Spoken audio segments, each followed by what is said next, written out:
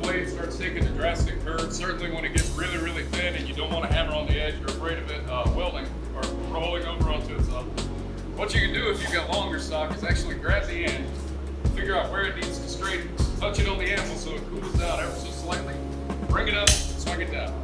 What's going to happen is you're basically going to end up with the force of your swinging, and your steel's going to be soft enough that it's actually going to whip it sort of straight. You can do that a couple times. That's if you get a knife that's doing this and you can't really hammer it right, grab it, whip it. Almost like I had to do that 2 or 3 times during the class. It's always good practice to try to make sure that your blade's as flat as possible when you put it back into the forge. So you got a blade doing this weird S thing, you pull it out, you're going to basically be trying to chase that flat every time before you can successfully. So while the heat's starting to get dull to that dull red, that's a good time to go ahead and lay it flat, try to tap it back straight. Put it in the post vise and try to straighten it. It's just good practice to have. If you get thicker steel, you're going to hit a little harder. But with the lighter steel, you hit light. If you hit too hard, you're going to thin that sucker out.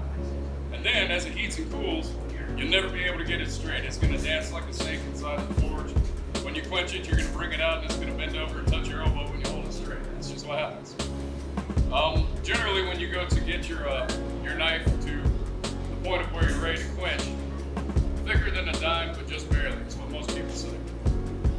And so we're going to try to be mindful of that and not get too terribly heavy.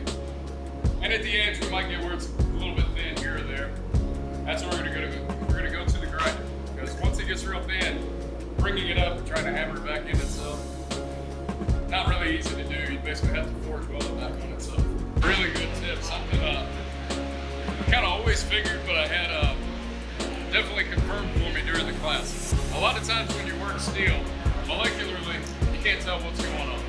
So you'll hammer it straight and it'll look perfect. You put it in the forge, you take it out, it's bent like a banana. You hammer it straight again, or you put it in the vise or the press or whatever, you'll straighten it, it's perfect. Even if the stock is really, really thick, you take it back out of the heat, you're ready to hammer, it's bent like a banana. Normally what that means is that the molecular structure of the steel is kind of under stress. And honestly, the best thing to do is to take and put the end in the vise or the blade hanging up and just let it cool down. Just let it rest, kind of relax. If you put it on the anvil and your anvil's not hot, what will happen is it will actually rapidly cool, and that's sort of a way of air hardening or quenching the steel. It's really a bad thing to do. But if like I have one at home, I would take it out and as soon as, be bent like a banana every time. So I got it as straight as possible, and I just kind of set it over there in the vise, pointing up, so I was at the bottom. What I wasn't really worried about forging, but I was letting the forge piece kind of be up in the air and just relax. At that point, I went ahead and started forging another knife, just kind of hammering on something else. You got the heat here, you might as well use it. And when I brought the knife in, it got cool enough where I could touch it with gloves, but not with bare hands. So, 200-300 degrees, something like that. Cool off quite a bit, rest it a little bit. It's basically normalizing. Basically is what you're doing. So I put it back in the forge, took it out. Straightened it, put it back in, took it out. It stayed straight. Molecularly, it got to relax. And also, one thing that I've heard, and I haven't necessarily seen it, but if you constantly hammer on one side of the steel, I've heard that you'll cause the grain structure to kind of bend with it.